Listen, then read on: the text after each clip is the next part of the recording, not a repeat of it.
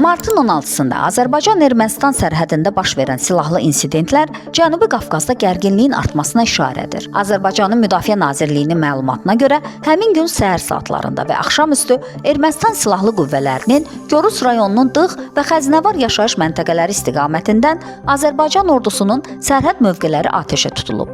Rəsmi məlumatlara görə bu hücumlarda itki və ya yaralanma qeydə alınmayıb. Avropa İttifaqının bu ölkədəki mülki müşahidə missiyası isə sərhəd bölgəsində patrul fəaliyyəti həyata keçirib. Erməni mediasında yayılan məlumata görə missiyanın rəsmi bəyanatında vəziyyət sakit və sabit olaraq qalır. Qeyri-adi fəaliyyət müşahidə olunmur ifadəsi yer alıb.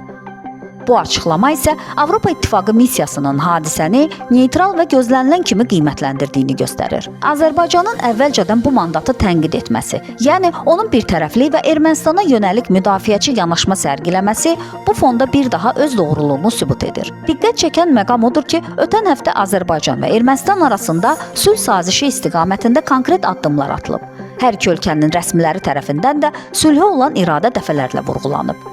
Bununla belə, martın 16-sında baş verən atəşkəs pozuntuları özü də bir gün ərzində 2 dəfə təkrarlanması göstərir ki, kağız üzərindəki sülh niyyəti hələ real sabitliyə çevrilməyib. Əgər real sülh istənilirsə, o zaman sərhəddə bu cür təhlükəli oyunlara son verilməlidir. Azərbaycan tərəfi ardıcıl olaraq danışıqlar prosesinə sadiqliyini ifadə etsə də, belə insidentlər danışıqlar masasında ikili oyun görüntüsü yaradır. Bu isə qarşılıqlı etimadın tam bərqərar olması üçün böyük əngəldir.